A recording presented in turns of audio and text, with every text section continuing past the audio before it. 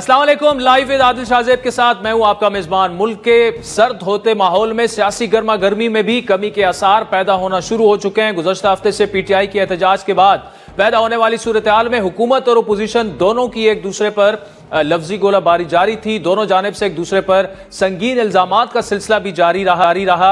लेकिन माजी करीब की तरह हुकूमत ने एक बार फिर तहरीक इंसाफ को मुज़ाकरात की पेशकश कर दी है। वज़ीर आज़म के सियासी मुशीर राना सनाउल्लाह के मुताबिक पीटीआई से तमाम मामला पर बातचीत के लिए तैयार हैं और उनकी इस पेशकश का पीटीआई के सीनियर रहनुमा बैरिस्टर अली जफर मुस्बत अंदाज में जवाब दिया। जब प्राइम मिनिस्टर ने on the floor of the house कहा कि जी आए बैठे, उन्होंने कोई शर्त नहीं लगाई कि हम इसके ऊपर बात करेंगे, इसके ऊपर नहीं करेंगे।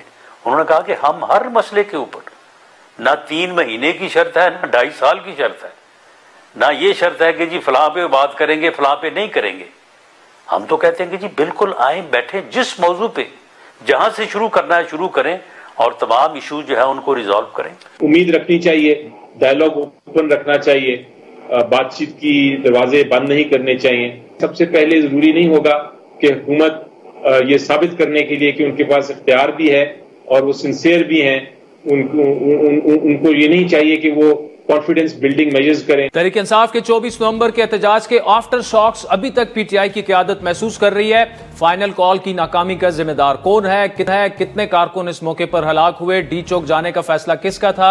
पीटीआई की रहनुमा इन सवालात के मुतजाद जवाबात दे रहे हैं और साथ ही एक दूसरे पर इल्जाम भी लगा रहे हैं। बानी पीटीआई की अहलिया बुशरा बेगम की तर्जुमान मशाल यूसुफजई और साबिक खातून अव्वल की बहन मरियम रियाज वट्टू ने दावा किया है कि इमरान खान को अपनी पार्टी के कंप्रोमाइज लीडर से ज्यादा बुशरा बीबी पर एतमाद है। बरतानवी अखबार गार्डियन से बात करते हुए बुशरा बीबी की मुआवनीन ने बानी पीटीआई के करीबी साथियों को भी मशकूक करार दे दिया। पीटीआई की क़यादत ने इन इल्जामात पर शदीद तहफ़्फ़ुज़ात का इजहार किया है। जवाब में पीटीआई के मरकजी रहनुमा शेर अफजल मरवत के मुताबिक पीटीआई के कुछ लोगों के ताने बाने एजेंसियों के साबिक कारिंदों से मिलते हैं जो पार्टी में तकसीम पैदा कर रहे हैं। बुशरा बेगम की बहन और तर्जुमान के बयानात पर बानी पीटीआई को नोटिस लेकर मुदाखलत करनी चाहिए। 24 नवंबर के एहतजाज में कारकुनान की हलाकत के हवाले से तहरीक इंसाफ के रहनुमाओं ने एक दूसरे के मुतजाद बयानात दिए कि सैकड़ों कारकुनात की हलाकत की बात की तो कोई कहता रहा 8 लाशें मिली हैं। बैरिस्टर गौर ने गुज़श्ता रोज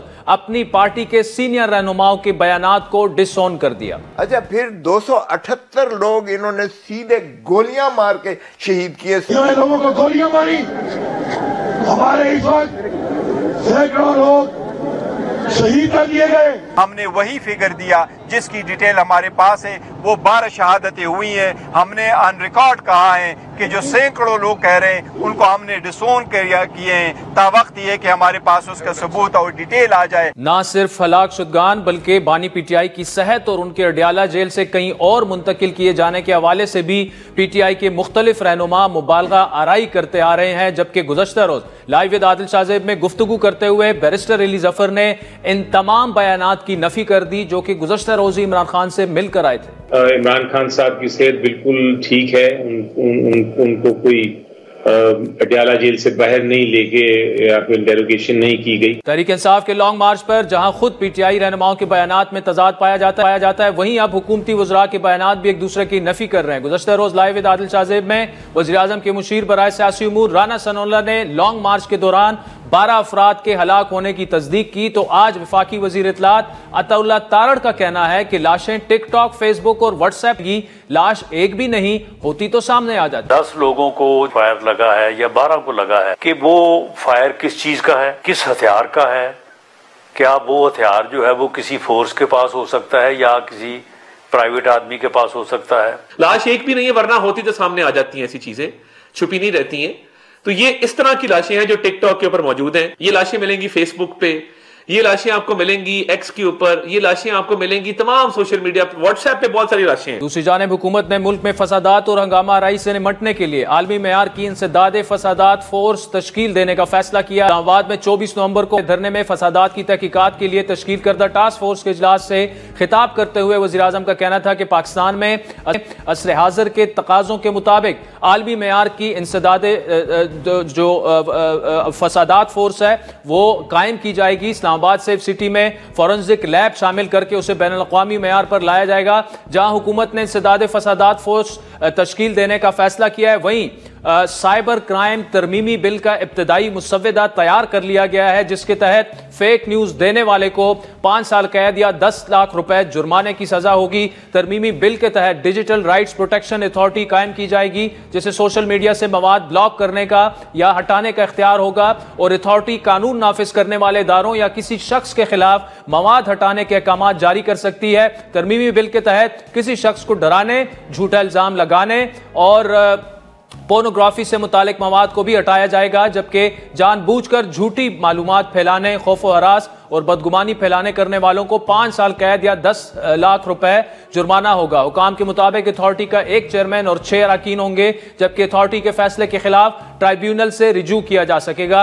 इन तमाम मामलों पर बात करने के लिए हमें ज्वाइन किया है PTI के सीनियर रहनुमा जनाब सरदार लतीफ खोसा ने, जबकि प्रोग्राम के अगले हिस्से में हमारे साथ होंगी पंजाब की वजीर इत्तलात उस्मा बुखारी और JUI के सीनियर रहनुमा सेनेटर कामरान मुर्तजा साहब भी हमें ज्वाइन करेंगे। हमारे साथ मौजूद हैं पाकिस्तान तहरीक इंसाफ के सीनियर रहनुमा और इमरान खान के बाएतमाद साथी जनाब सरदार लतीफ खोसा साहब। सरदार साहब बहुत शुक्रिया सर। पहला सवाल, आपकी एक स्टेटमेंट के जी 278 आपके कारकुनान जो हैं शहीद हुए। कल बैरिस्टर गोवर ने आपके इस बयान को डिसोन किया, आपका नाम तो नहीं लिया, लेकिन उन्होंने कहा कि 12 हमारे कारकुनान जो हैं उनकी हलाकत हुई है, और इसके अलावा जो सैकड़ों वाले हैं वो हम सारा जो है डिसोन करते हैं, और बानी PTI की भी तकरीबन उनका भी यही पॉइंट ऑफ व्यू है। जी सरदार साहब।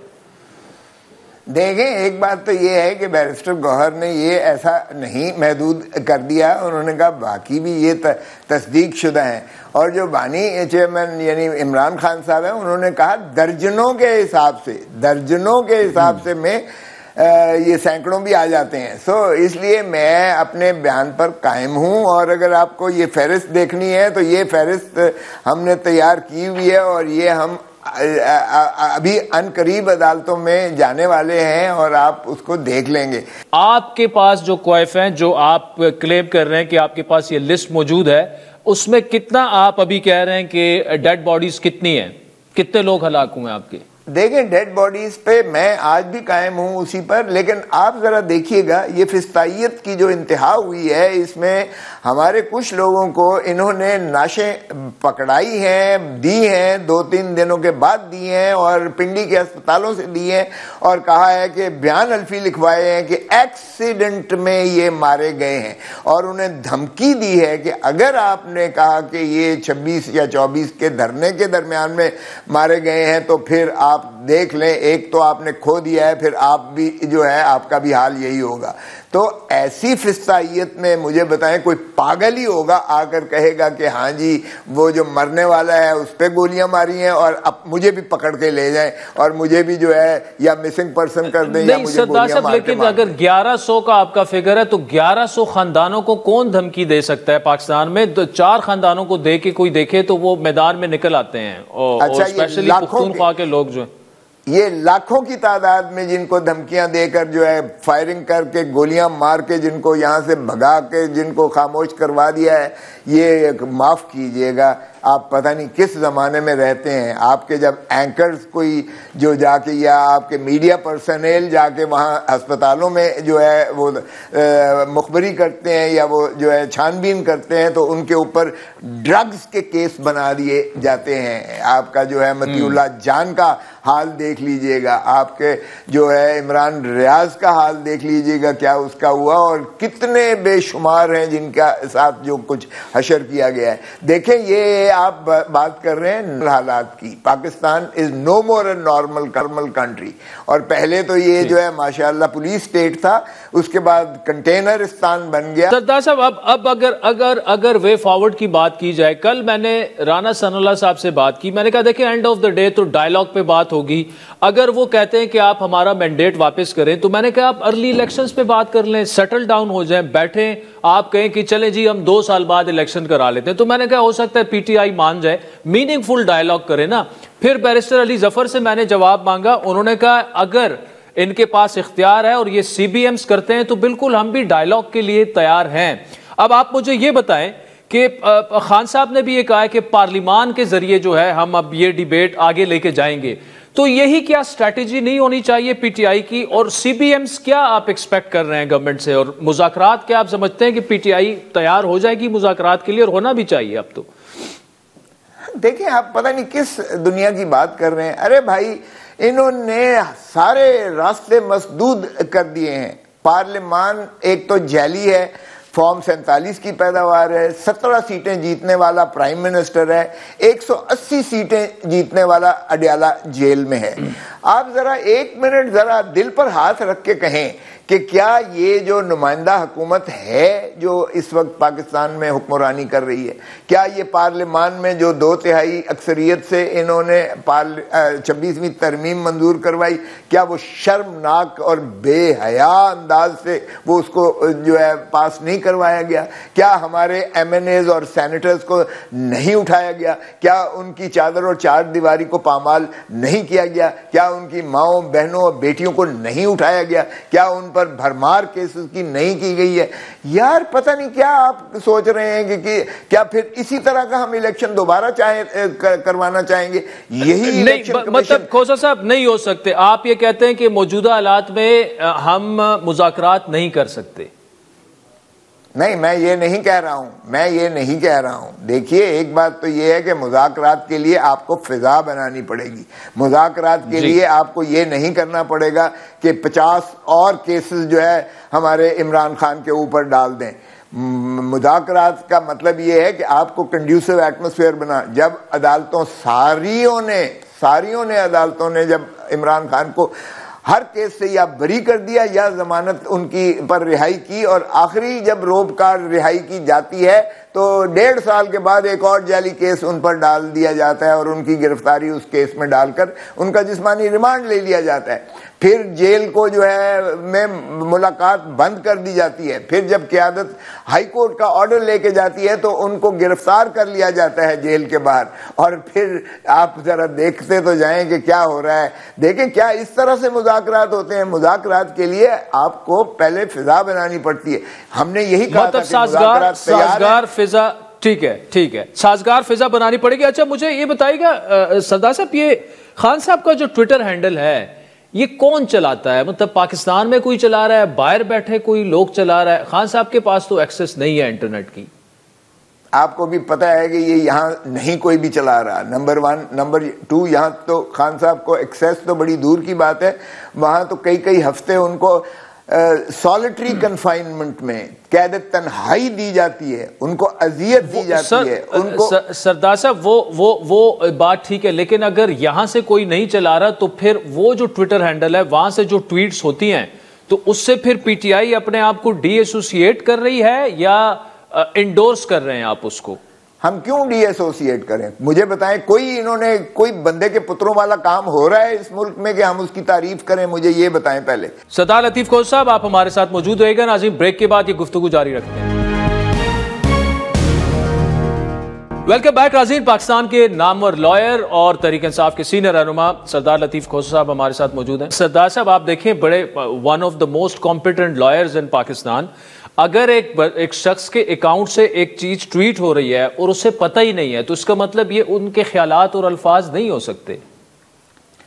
देखें, तो मैं कब कह रहा हूं कि हम ना हम डिसऑन कर रहे हैं ना हम ऑन कर रहे हैं, इसलिए कि हमें पता नहीं है। खान साहब को तो डेफिनेटली एक्सेस नहीं है। खान साहब को तो ये अंधे को भी पता है, आपको भी पता है कि खान साहब तो वहां पेंसिल भी हमें नहीं लेने जाते अंदर लेने नहीं जा देते, और ना हमें कागज लेने जाते हैं, ना हमारे ऊपर 3 फरिश्ते खड़े होते हैं मुलाकात के अंदर। कोई बात आप ऐसी नहीं कर सकते हैं और कोई ऐसी चीज आप नहीं कर सकते। सो वहां से बाहर तो जाना, चिड़िया पर नहीं मार सकती है, वहां हमने क्या कुछ लेकर जाना है। तो खान साहब वो जो आपके साथ बात करते हैं वहां मीडिया के साथ, वो जब पेशी होती है तो उस पर मीडिया के साथ जो बात करते हैं वो तो खान साहब, हम भी ऑन करते हैं, खान मतलब उसी को खान साहब का अपना ओपिनियन समझा जाए, ना कि फेसबुक पर उनके जो पेज है या ट्विटर वगैरह जो है।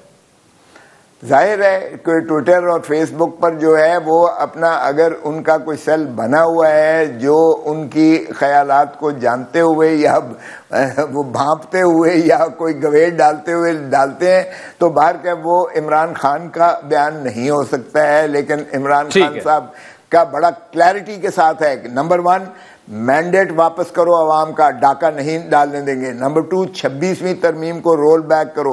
नंबर 3 ये जो है कैदी जो बुनियादी हकूक हैं जिनके आपने पाबा सलासल कर रखा है सियासी असीरान, उनको रिहा करो। नंबर 4 ये फिस्तायत को बंद करो, आइन के हदूद व क़यूद में रहकर सारे इदारे काम करें। और नंबर 6 बुनियादी हकूक की पासदारी करें। सो आइन की बालादस्ती, कानून की पासदारी और जमहूर को यानी अवाम को जो है उनके हक के हक हुक्मरानी दी जाए। हमारा ये है मुतालबा और इस पर जो है हमने कोई कॉम्प्रोमाइज़ नहीं करना है, क्योंकि ये अवाम के साथ गद्दारी होगी और अवाम के साथ खान किसी कीमत पे गद्दारी तसव्वुर भी नहीं कर सकता है। अच्छा, ये जी सरदार साहब, जो मैं अब आपसे जो पूछने जा रहा हूँ, आपकी एक स्टेटमेंट आई कि जी बुशरा बेगम और अली अमीन में कोई इख्तिलाफात नहीं है। बुशरा बेगम जो हैं वो पार्टी कायद की मिसेज हैं और उनका दर्जा माँ की तरह है। अब गार्जियन में कल एक आर्टिकल छपा है जिसमें जो बुशरा बेगम की तर्जुमान है मशाल यूसुफजई, उन्होंने एक दफ़ा फिर दोहराया कि मरकजी क़यादत जो है वो नाअहल है और बानी पीटीआई के करीबो साथी जो हैं वो मशकूक हैं।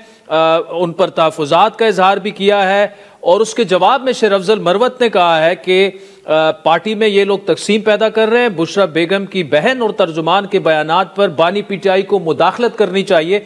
यानी मशाल यूसुफजई उनकी तर्जुमान है, इसका मतलब कि बुशरा बेगम के वो अल्फाज हैं। तो सर ये क्या हो रहा है? मतलब वो तो कह रहे हैं कि मेरे अलावा, बुशरा बेगम के अलावा बाकी सारी क़यादत जो है उनके ताने बाने एस्टेब्लिशमेंट से मिले हुए हैं। जी बिल्कुल भी नहीं है, ऐसी बात नहीं है। तर्जमान बुशरा बेगम खुद भी बोलती हैं और जब उन्हें चाहता है, दिल करता है या जब वो समझती हैं तो वो अपना खुद बोल सकती हैं। ऐसी बात नहीं है कि उनकी ज़बान पर कोई तालाबंदी हुई भी है। उनको किसी मशाल बीबी जैसी कोई तर्जमान की ज़रूरत नहीं है। सो एक बात तो ये है कि किसी तर्जमान की मैं बात को सुनने को तैयार नहीं हूँ, ना मानने को तैयार हूँ। बुशरा बीबी के साथ सरदार साहब एक मिनट यहाँ पर, यानी मशाल यूसुफजई की जो बात है, आप ये कह रहे हैं कि ये बुशरा बेगम के ख्यालात नहीं है? जी, बुशरा बेगम से मैं खुद मिलता हूँ। जब उन्हें मतलूब और मकसूद होता है वो खुद हमें जो है पैगामबर बन के इमरान खान का खिताब वो भी सुनाती हैं और अगर उन्हें कोई मकसूद हो तो वो बात हमारे साथ डायरेक्ट करती हैं। हमें किसी तर्जमान की या इंटरमीडियरी की ज़रूरत नहीं है। सो मिशाल के अगर कोई बयान है तो उनसे पूछिएगा, लेकिन मैं नहीं समझता कि मिशाल को कोई हक पहुंचता है कि वो किसी को नाअहल कहे या किसी को वो जो है इतने बड़े बड़े दावे करे जो उसकी औकात से बड़े हैं।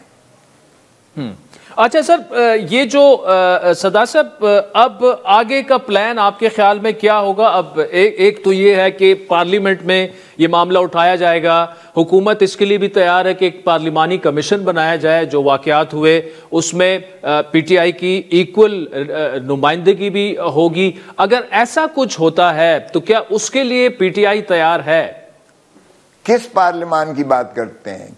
जिस पार्लिमान में घुस बैठे जिसमें हमारा 100 लोगों का जो है मैंडेट चुरा के बांट दिया गया, बंदर बांट कर दी गई, जिसमें सुप्रीम कोर्ट के अहकामात के बावजूद हमारे मखसूस नशिस्तें मस्तूरात की और अक़लियती हमारे नुमाइंदे आज भी नहीं हैं, जिसमें एक खैबर पख्तूनख्वा का सूबाई सेनेट में उसकी नुमाइंदगी नहीं है। उस पार्लिमान की आप बात कर रहे हैं जिसमें घुस बैठे हैं और जिसमें जाली मैंडेट वाले बैठे हैं, तो वो वैसा ही कमीशन बनेगा जो अदालती इन्होंने कमीशन बनाया है, जिसमें आप इन्होंने 26वीं तरमीम के ज़रिए मनपसंद जजेस की तैनाती कर रहे हैं।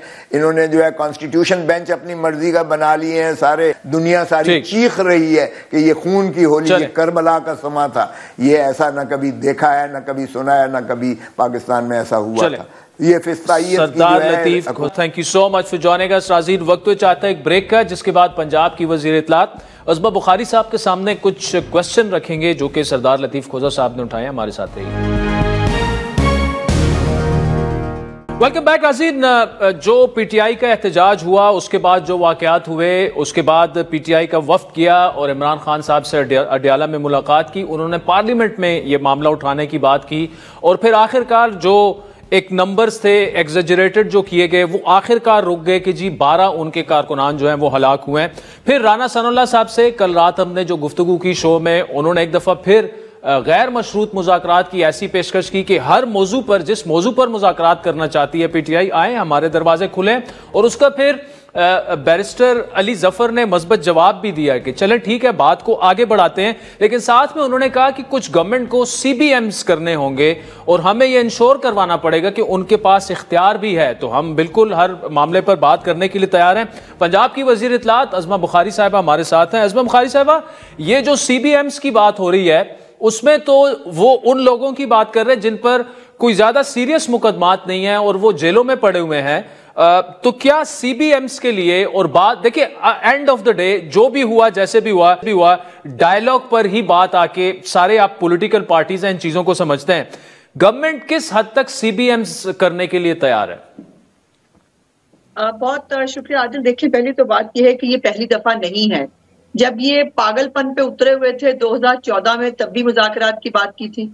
जब ये खुद जो है वो फिरौनियत और तकब्बुर के आखिरी मीनार पे चढ़े हुए थे, जब पाकिस्तान के ऊपर जो है वो अभिनंदन ने हमला किया था, जब पाकिस्तान में कोविड आया था, जब उस वक्त का जो अपोजिशन लीडर थे और जो इस वक्त प्राइम मिनिस्टर ऑफ पाकिस्तान है, उस वक्त उनको इन्होंने बुरी तरह से जेल में फेंका हुआ था। उसके बावजूद मेरी लीडरशिप ने उस वक्त भी कहा कि हमें बात करनी चाहिए, हमें मुज़ाकरात करने चाहिए। और अब भी जब ये आ रहे थे वफाक पे हमला करने के लिए एक दफा फिर, तो उस वक्त भी इनको जो है इनके साथ मुज़ाकरात किए गए, इन्हें इंगेज किया गया और कहा गया कि बराए मेहरबानी ये फितना फसाद की सियासत छोड़ दें। आपके पास एक सूबा है जिस सूबे के हालात बहुत खराब हैं, जिसके अंदर उस वक्त एग्जैक्टली उन दिनों में जो पाराचनार और कुरम के हालात थे, जहां वहां पर जिस तरह से गले कट रहे थे एक दूसरे के, गली मोहल्लों के अंदर जो है वो लोग मर्डर हो रहे थे और वो मौसूफ जो है वो कोई बात सुनने के लिए, समझने के लिए तैयार नहीं है। अब इनकी अजीब बात यह है कि ये CBM कहें या जो भी कहें, दूसरे लफ्जों में इनको इमरान खान को जो है वो जेल में बैठा इस वक्त जो डट के खड़ा रहता था, वो इस वक्त जो है वो रो रहा है जेल में बैठ के, और उसको NRO चाहिए।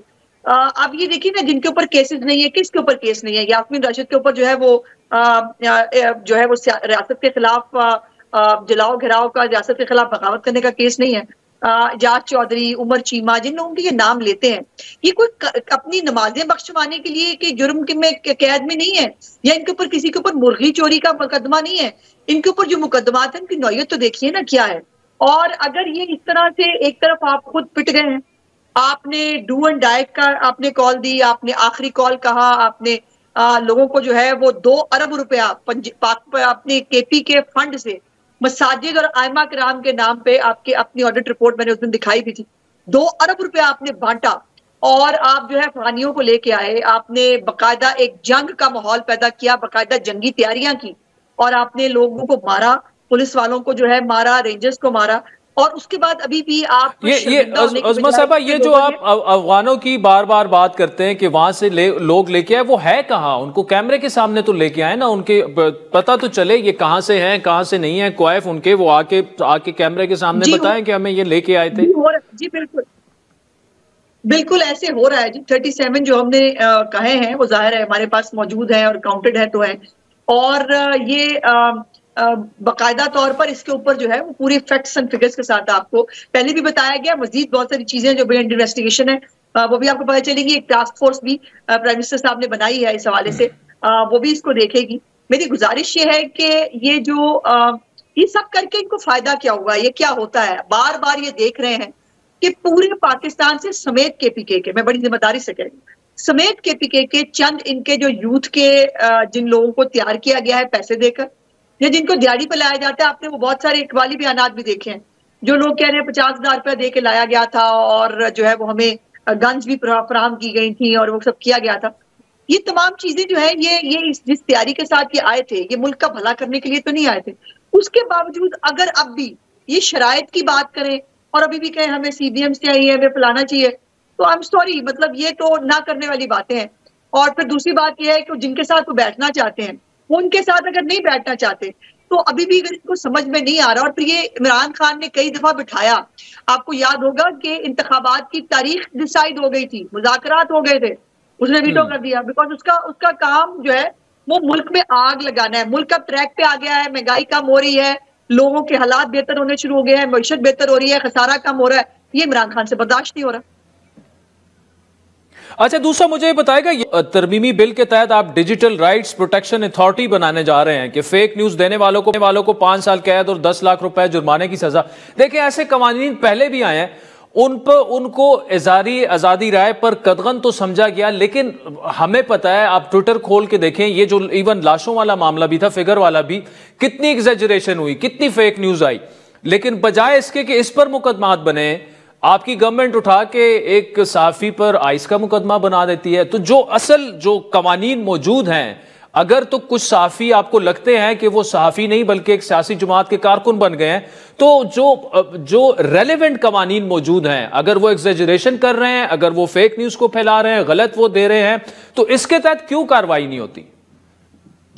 आप ठीक कह रहे हो आदिल। देखिए, मुझे मालूम अभी एग्जैक्टली तो नहीं है। देखिए, बहुत सारी चीजें अंडर कंसिडरेशन होती हैं, एंड पर फाइनल ड्राफ्ट होते होते उसके अंदर बहुत सारी चीजें ऐड हो जाती हैं, बहुत सारी जो है वो निकल जाती हैं, तो इसलिए हमें इंतजार करना चाहिए कि फाइनल ड्राफ्ट जैसे इसके ऊपर होगा। लेकिन एक बात तो तय है, इज़हार राय की आजादी जो है वो एब्सोल्यूट नहीं होती, उसके साथ आपके बहुत सारे फराइज भी जो है वो शामिल होते हैं। और मैं बिल्कुल आपसे एग्री करती हूँ कि आइस के मुकदमे की बजाय अगर जो सही मुकदमा बनता था कि वो जो है वो घंटे के अंदर एक जो रेजर एहलकार है उसका भाई पैदा कर लिया गया, फिर उसको जो है वो खड़ा करके उसका वीडियो बयान ले लिया गया और कहा गया कि जी पुलिस वालों ने खुद अपने बंदे कुचल दिए हैं, हालांकि हकायक बिल्कुल मुख्तलिफ थे। दूसरी बात यह है कि अगर आप जो सहाफती लोग हैं जिनको हर वक्त जो इज़हार राय का अलम लेके निकले होते हैं, आप लोग अपने बारे में नहीं सोचेंगे? क्या आप लोगों को अपनी स्क्रूटनी खुद नहीं करनी चाहिए? क्या आप लोगों को अपने बारे में खुद फैसले अगर आप करने लग जाए ना, तो हुकूमतों को इंटरवीन करना ही ना पड़े? आपके इतने सारे नुमाइंदे हैं, आपके इतने सारे इदारे हैं, आपकी इतनी सारी तंजीमें हैं, आप क्यों नहीं कहते हैं, उन तंजीमों के अंदर बात करते हैं कि भाई हमारे अंदर भी जो ब्लैक शीप्स हैं हमें उनको देखना चाहिए, हमें जो साफी के नाम के ऊपर प्रोपेगेंडा सेल के मेंबर हैं जो डॉलरों की खातिर पागल हो गए हैं, जिनको डॉलरों की खातिर सामने पाकिस्तान की कोई चीज नजर नहीं आ रही, अब वो जो है वो उनके बारे में आप लोग खुद कोई एक्शन क्यों नहीं लेते? और जब आप एक्शन नहीं लेते तो फिर इसमें मैं थोड़ा सा देखें, थोड़ा सा एक कतई कलामी की माफी, आप जारी रखिए। मैं देखें इस वक्त इतनी पोलराइजेशन हो चुकी है मीडिया में भी कि आपको क्लियर डिवाइड नजर आ रही है, चाहे आप टीवी चैनल्स की बात करें, जर्नलिस्टों की बात करें, सिर्फ ये पिछले 2 साल उठा के देख लें, चंद लोग ऐसे हैं जो लिटरली जो भी एक सियासी जमात के वो उसी को टो करना शुरू कर देते हैं। कितनी कार्रवाई, किसके खिलाफ आप लोगों ने कार्रवाई की है, आप बताएं ना? साफी तो खुद नहीं उठ के ऐसे करेंगे ना। नहीं, किसके खिलाफ नहीं। अभी भी देखिए, अभी भी वही, ये जो लाशों वाला प्रोपेगेंडा है, इसमें 4-5 जो यूट्यूबर्स हैं उन्होंने कैसे किरदार अदा किया है? किधर है गवर्नमेंट? देखिए, जो उससे ये पहली दफा तो नहीं किया उन्होंने, वो इससे पहले भी बहुत दफा बहुत कुछ कर चुके हैं और उनको हीरो बना के निकाला जाता है। अगर उनके ऊपर कानून जो है वो कोई FIR अगर डाल ही दी जाए, अगर उसके ऊपर कोई उनको कहीं कानून जो है वो पूछ ही ले, तो एक तो आपके जय्यत बड़े बड़े जो लीडर आने का नाम है जो है वो आ जाते हैं उनकी सपोर्ट के अंदर, और दूसरी बात यह है कि अदालतें बैठी हैं, बड़ा नाम है जी, बड़ा यूट्यूबर है, इसलिए इसको झूठ बेचने की और झूठ बकने की आदत होनी चाहिए।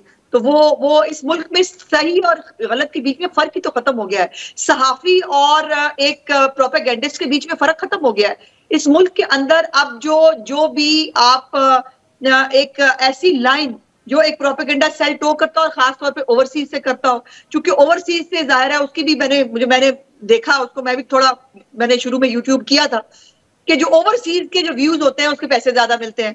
तो मतलब आप और बकायदा वो यूट्यूबर्स लाइन टो नहीं करते, लाइन देते हैं, प्रोपेगेंडा सेल को लाइन देते हैं कि इन लाइंस पे काम करना है, ये लाइन होनी चाहिए हमारी, और उसके ऊपर फिर जो है वो ना इदारे बचते हैं ना मुल्क बचता। मुझे ये बताइए, इज़हारे राय की आजादी यूके और यूएस में कम है? वहां से ज्यादा तो कहीं नहीं हो सकती ना। जब वहां पर एक फेक पोस्ट के ऊपर रॉयट्स हुए थे यूके के अंदर, क्या किया था वहां के लोग, वहां की पुलिस ने और उन्होंने दरवाजे काट के लोगों को नोच के घरों के अंदर से निकाला और असम्बली ट्रायल्स करके उनको सालों की सजाएं दी। हमारे मुल्क में आप ये सोच सकते हैं? हमारे मुल्क में आप किसी के ऊपर जो है वो एक FIR ही कर दे, उसके बाद आप देखें कि मतलब आपकी लान तान शुरू, हुकूमत ने गलत कर दिया, हुकूमत ही सब गलत कर रही है, और जो वो दूसरी तरफ कर रहे हैं उनकी तरफ को देखना है। आज तक मुझे बताइए वो जो सहाफी हैं जो इन्होंने ये फेक भाई खड़ा किया था और जिन्होंने एक नैरेटिव दिया, और वो नैरेटिव फिर 24 घंटे चला पूरे सोशल मीडिया के ऊपर कि ये खुद ही पुलिस वालों ने मारे रेंजर्स। आज तक उस साफी को कभी आपने, जो अपने को साफी कहते हैं, उससे कभी शर्मिंदगी का इजहार किया है? उसने कभी माफी मांगी है? तो जो उसके साथ ये सारे खड़े होते हैं समेत आपके भी, शायद आपको एहसास है कि उसने क्या किया था और वो क्या हो सकता है? अब ये लाशें भी यही है। अब जो लाशें नहीं, मैं किसी एक्टिविस्ट के साथ कभी खड़ा नहीं हुआ, साफी के साथ, अब इनकी लाशें सहाफी के साथ खड़ा होऊंगा, एक्टिविस्ट के साथ नहीं खड़ा होऊंगा। जी जी, चले उज़्मा बुखारी साहिबा, thank you so much for joining us. नाज़रीन वक्त चाहता है ब्रेक का, जिसके बाद ये आपकी का काम है। जो अथॉरिटी आपने बनाई है, जो अथॉरिटी आपने बनाई है, सबूतों के साथ आप ये फर्क एस्टेब्लिश कर सकती हैं। उज़्मा बुखारी साहिबा, thank you so much for joining us. नाज़रीन वक्त चाहता है एक ब्रेक का, जिसके बाद JUI की सीनियर रहनुमा सेनेटर कामरान मुर्तजा हमें ज्वाइन करेंगे। हमारे साथ रहिए। वेलकम बैक नाज़रीन। ब्रेक से पहले सरदार लतीफ़ खोजा और उज़्मा बुखारी की तफसीली गुफ्तगू आपने सुनी, और जो तजावीज़ कल राना सनाउल्लाह साहब ने हमारे शो में दी कि हम मुज़ाकरात के लिए बिल्कुल तैयार हैं, ओपोजिशन से, ना सिर्फ PTI बल्कि JUI से, और हर मौजू पर हम बातचीत के लिए तैयार हैं। तो अली ज़फ़र साहब ने उसका मज़बूत जवाब दिया। आज लतीफ़ खोसा साहब ने कहा कि नहीं जी, माहौल को पहले साजगार बनाएं। इस वक्त JUI की सीनियर रहनुमा और मुल्क के नामवर लॉयर जनाब सेनेटर कामरान मुर्तज़ा साहब हमारे साथ मौजूद है। कामरान साहब, बहुत शुक्रिया। मौलाना साहब ने कल स्टेटमेंट दी कि जी कब्ल अज़ वक्त इंतखाबात कराए जाएं, हालात ठीक नहीं है, और अगर हमारे मुतालबात ना माने गए तो फिर हम मजबूर होंगे, सड़कों पर हम आएंगे। मैंने ये सवाल कल राना सनाउल्लाह साहब के सामने रखा कि PTI को तो आपने हैंडल कर लिया, लेकिन मौलाना साहब अगर इसके बाद आ गए तो मामलात बिगड़ जाएंगे, तो क्यों ना मुज़ाकरात किए जाएं? तो उन्होंने कहा हम बिल्कुल मुज़ाकरात के लिए तैयार हैं। फिर मेरा उनसे सवाल यह था कि मौलाना का तो मुतालबा ये है, वो इस मैंडेट को नहीं मानते, वो कब्ल अज़ वक्त इंतखाबात की बात करते हैं। तो राना सनाउल्लाह साहब के अल्फाज ये थे कि हर वो मसला जो वो डिस्कस करना चाहते हैं वो टेबल पे लेके आए, और हम खुले दिल के साथ जो है वो मुज़ाकरात की टेबल पर बैठने के लिए तैयार हैं। ओवर टू यू कामरान साहब। हाँ राना साहब, अगर वाकई खुले दिल के साथ बैठने के लिए तैयार हैं तो कम से कम वो मसाइल तो हल कर दें जो 26 अमेंडमेंट्स के साथ जुड़े हुए थे, और जिनके लिए उन्होंने कमिटमेंट की थी, जिनके लिए उनकी पार्टी ने और उनके अलायंस ने कमिटमेंट की थी, वो भी पूरे नहीं हुए। और ये तो इलेक्शन तो बहरहाल इनको बिफोर टाइम करवाने पड़ेंगे, इसके अलावा कोई चारा नहीं है, इसके अलावा कोई रास्ता नहीं है। अब सिर्फ ये है कि मेरा ख्याल है कि वो ये बात जो है ना, वो जो सोचने वाली हल्के हैं उनके जहनों में पैदा हो गई है कि इलेक्शन के बगैर तो गुजारा नहीं होगा, नए इलेक्शन के बगैर। तो अब वो कितने अरसे में हो, अब सिर्फ सवाल इतना ही रह जाएगा कि कितने अरसे के बाद इलेक्शन हो, और मीनवाइल जो है ना वो क्या तरीका कार हो कि उस इलेक्शन तक जो है ना वो ऐसे तरीके से पहुंचा जा सके कि उन इलेक्शंस के साथ कोई सैंक्टिटी अटैच हो जाए, कोई उस इलेक्शन पे एतमाद हो जाए, एतबार आ जाए, या फिर इसी तरह के इलेक्शन करवाने जैसे 2024 में हुए या 2018 में, तो उनको फिर कोई मानेगा नहीं, रिजेक्ट हो जाएंगे, फिर उसके बाद एक और। अच्छा कामरान साहब, एक ठीक है, आपका पॉइंट आ गया। आप कह रहे हैं कि इलेक्शन के बगैर गुजारा नहीं है, हुकूमत को भी ये अंदाजा हो चुका है। फिर आपकी 26वीं आनी तरमीम के हवाले से कुछ आपसे जो वादे किए गए वो पूरे नहीं हुए, लेकिन मैं वही सवाल फिर दोहराऊंगा कि ये तो जब डायलॉग पे बैठेंगे और वो अगर खुले दिल के साथ कह रहे हैं कि हर वो टॉपिक, हर वो चीज जो आपकी डिमांड्स हैं वो टेबल पर आएंगी और टेबल पर ही हल होंगी, तो हम उसके लिए तैयार हैं। यहां तक उन्होंने कहा कि अर्ली इलेक्शन, मैंने उनसे बाकायदा सवाल किया, उन्होंने कहा बिल्कुल हर वो टॉपिक जिस पर वो बात करना चाहते हैं। तो क्यों ना, अगर PTI तैयार नहीं है मुज़ाकरात के लिए, जो कि अली ज़फ़र साहब ने कहा साजगार माहौल बनाए, लतीफ़ खोजा साहब ने भी यही कहा, वो तैयार हो जाएंगे, लेकिन JUI तो एंगेज कर सकती है गवर्नमेंट के साथ अगर इतनी खुली ऑफर मौजूद है। जी हम इंगेज करने के लिए तैयार हैं, और मगर जो बातें तय हो चुकी है कम से कम एक गुड जेस्चर तो वो भी दे देना। 26 अमेंडमेंट के साथ एक सोसाइटी रजिस्ट्रेशन एक्ट जो है बाकायदा पार्लियामान से उसी रोज मंजूर होके पड़ा हुआ है। बाकी के लिए तो आपने कभी रात को खाने का एहतमाम किया, कभी सुबह नाश्ते का, मगर उसके ऊपर सिग्नेचर्स का मामला लटका हुआ है। उसके साथ वक्फ इमलाक का मामला रुका हुआ है इस्लामाबाद में। तो ये मामला कर ले, हम बैठने के लिए तैयार हैं और बैठे बगैर चारा भी नहीं है। और पीटीआई जो ये इसरार करती है कि किसी और से बैठने का, बजाय वो इसरार किया जाए, उससे बेहतर ये है कि पॉलिटिकल पार्टीज के दरमियान डायलॉग शुरू हो और उस डायलॉग के नतीजे में मामला को हम सेटल करें। अगर नहीं करेंगे तो फिर शायद इसके बाद कोई मौका और नहीं आएगा। ये कामरान साहब बड़ी अहम आप बात कर रहे हैं, उसके बाद मौका नहीं आएगा। लेकिन अब गवर्नमेंट से आपकी जो वायड डिमांड है वो यही है कि CBMs के तौर पर जो 26वीं आनी तरमीम में जो आपने दस्तखतों वाला मामला कहा और बाकी जो आपकी जो अमेंडमेंट शामिल थी उन पर अभी तक दस्तखत नहीं हुए, वो कर दें तो आप बिल्कुल मुज़ाकरात के लिए तैयार। मैं अपनी बात नहीं समझा पाया। वो अमेंडमेंट्स तो वो फाइनल हो गई, वो बात खत्म हो गई। उसके साथ सोसाइटीज रजिस्ट्रेशन एक्ट का मामला जुड़ा हुआ था, उसके साथ वक्फ इमलाक का, वो आम लेजिस्लेशन है, वो आम कानून के जरिए वो लेजिस्लेशन होनी है। एक लेजिस्लेशन बाकायदा हो चुकी है मगर उसके ऊपर सदर साइन रोक के बैठे हुए हैं और दूसरे मामले को सेटल होना है। वो डॉक्यूमेंट मैंने तारड़ साहब के हवाले किए थे मगर उसके बाद जो है ना वो कोई पॉजिटिव रिस्पांस नहीं है उनकी तरफ से। अच्छा, उनकी तरफ से कोई रिस्पांस नहीं। दूसरा कामरान साहब, जो पीटीआई वाला मामला हुआ, धरना हुआ, आके चले गए, फिर जो है उन्होंने जिस तरह से प्रोपेगेंडा किया, सैकड़ों लाशें, फिर वो आखिर में आ गए 12 के फिगर पर। अब जो सूरत हाल बन चुकी है उसमें हमने ये देखा कि एक ऐसा नैरेटिव बना दिया जाता है जिसमें शायद 2-3% हकायक होते हैं, लेकिन 100% उसको एग्जेजरेट करके, फैब्रिकेट करके, जो 2-3 दिनों बाद गलत साबित हो जाता है। इस वाले मामले को कैसे हैंडल किया जाए? मतलब वो झूठ इतना फैला दिया जाता है कि वो सच बोलना जो है वो महसूस हो जाता है। देखिए, झूठ उस लम्हे में तो बहुत फैल जाता है मगर उसके बाद जो है वो इंसल्टिंग नहीं हुआ करता। खोसो साहब जैसा जो है ना वो जय्यद आदमी जो है वो ये कह दे कि जी सैकड़ों में है अमवात, और उसके बाद जो है ना वो सैकड़ों में ना निकले बल्कि दर्जन के लगभग, शायद दर्जन से भी कुछ कम है, शायद या दर्जन हो सकती हैं चले, तो अमवात भी हैं। ये भी मतलब ये मामला भी संजीदा है और मगर ये मामला भी उसी तरह से संजीदा है कि सैकड़ों अमवात की बात कर दें और उसमें कौम को जो है ना वो इस शशुपंज में मुब्तला कर दें काफ़ी दिनों तक कि जी सैकड़ों लोग इस्लामाबाद में डी चौक में मर गए। कोई इतनी बड़ी बात तो कह देना जो है बहुत आसान भी नहीं होती। ये कर देते हैं और फिर उसके बाद उसमें बेइज्जती होती है उनकी, कहने वालों की, उनके ऊपर एतबार वो अपना खो देते हैं। तो इस तरह से न करें, पहले तहकीक कर लिया करें। और वैसे भी कुरान का हुक्म है कि तहकीक करके फिर आगे बात करनी होती है। तो इनके लिए भी एडवाइस यही है कि तहकीक कर लें और उसके बाद इस तरह की बात करें। उसमें लोग जख्मी भी यकीनन हुए, उसमें अमवात भी हुई हैं मगर चंद।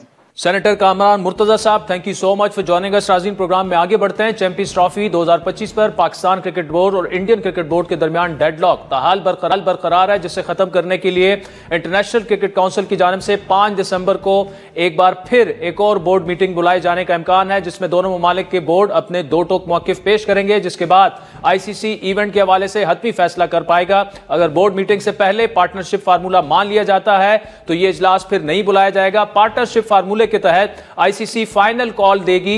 इससे पहले मामले को सुलझाने के लिए 29 नवंबर को भी ICC ने इजलास तलब किया था, लेकिन पाकिस्तान न्यूट्रल वेन्यू पर मैचेस ना करवाने के मौक़िफ़ पर सख्ती से कायम रहा था, जिसके बाद इजलास मुलतवी कर दिया गया। इस दौरान इंडियन मीडिया में यह दावा भी किया गया कि पाकिस्तान इंडिया की तजवीज़ पर न्यूट्रल वेन्यू पर मैचेस करवाने पर मान चुका है, लेकिन PCB के चेयरमैन मोहसिन नकवी ने इंडियन मीडिया के बयानात को गलत करार देते हुए कहा कि पाकिस्तान मौक़िफ़ पर कायम है। आपका स्टांस था कि हाइब्रिड मॉडल हम कबूल नहीं करेंगे, गवर्नमेंट की जानिब से भी कहा गया, क्या इसी स्टांस पे हम लोग अभी कायम है? यही हम लेके स्टांस जो मीटिंग में जाएंगे या कोई? हम ऐसे ही स्टांस लेके जाएंगे और हम पाकिस्तान के लिए बेस्ट लेके निकलेंगे बाहर इंशाल्लाह ताला। आईसीसी को चैंपियंस ट्रॉफी के शेड्यूल का ऐलान कानूनी तौर पर 21 नवंबर से पहले करना था, लेकिन भारतीय क्रिकेट बोर्ड की जानिब से पाकिस्तान न आने के फैसले से यह मामला अब भी हल तलब है, जिससे न सिर्फ आईसीसी बल्कि ब्रॉडकास्टर्स भी इस्तराब का शिकार है। दूसरी जानिब 2 रोज पहले इंडियन क्रिकेट बोर्ड का केस लड़ने वाले जय शाह अब आईसीसी के चेयरमैन बन चुके हैं और चैंपियंस ट्रॉफी का मामला जय शाह के लिए चैलेंजिंग होगा, क्योंकि उन्हें इंडिया को शराकती मुआहदे पर आमादा करना है। आपको याद दिलाते चलें कि blind T20 world cup Pakistan में इख्तिताम पजीर हुआ, जो पाकिस्तान ब्लाइंड क्रिकेट टीम ने अपने नाम कर लिया। इस इवेंट में भी इंडिया ने अपनी टीम को पाकिस्तान भेजने के लिए एनओसी देने से इनकार कर दिया था और 2 साल पहले 2022 में वर्ल्ड कप इंडिया में मुनक्किद हुआ था, जिसमें शिरकत के लिए इंडिया ने पाकिस्तान ब्लाइंड टीम को वीजा नहीं दिया था और पाकिस्तान ब्लाइंड टीम इंडिया नहीं जा सकी थी। इस बार जब पाकिस्तान मेजबान था तो इंडिया ने अचानक आने से इनकार कर दिया। पाकिस्तान के इस मौकिफ के बाद वर्ल्ड ब्लाइंड क्रिकेट काउंसिल ने आइंदा साल इंडिया में scheduled women's blind world cup की मेजबानी वापस ले ली है और साथ ही यह फैसला भी किया कि जब तक दोनों ममालिक में सियासी कशीदगी बरकरार है, पाकिस्तान इंडिया अपनी सरजमीन पर कोई इंटरनेशनल इवेंट नहीं खेलेंगे ताकि कोई मसला ना हो। क्या आईसीसी भी इंडिया के खिलाफ ऐसे सख्त फैसले ले सकती है और एक ऐसे वक्त में जब आईसीसी के चेयरमैन जय शाह का ताल्लुक भी खुद इंडिया से है। लेकिन आईसीसी जो चैंपियंस ट्रॉफी है उसका इनेकाद पाकिस्तान में होने जा रहा है। पाकिस्तान में अमन अमान की सूरत हाल जो है वो बिल्कुल ज़बरदस्त है। इससे पहले एससीओ का समिट हो चुका है जिसमें इंडियन फॉरेन मिनिस्टर खुद आ चुके हैं। तो इंडिया का ये जो डिसीजन है या ये जो हटदर्मी है स्पेशली क्रिकेटिंग मामलात में, उसकी बिल्कुल जो क्रिकेटिंग वर्ल्ड है उनको भी समझ नहीं आ रही। तो नाज़रीन, आज के प्रोग्राम पर फीडबैक जरूर दीजिएगा। हमारा ट्विटर हैंडल है @आदिल शाहज़ेब। इजाजत दीजिए, खुदा हाफिज़।